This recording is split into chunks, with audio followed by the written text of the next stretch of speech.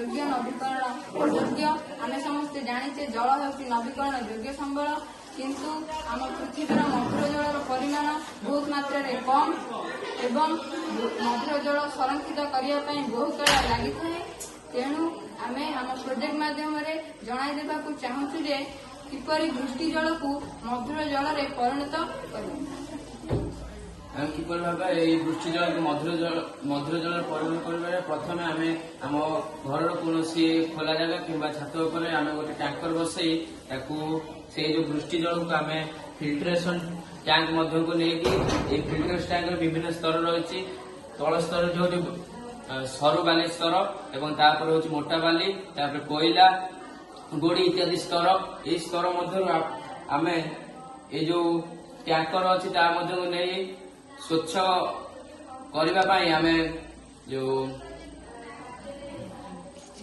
Bleaching powder एवं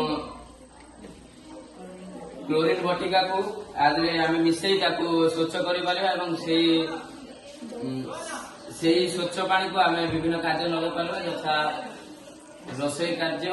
आ गाड़ी धुआ कार्य।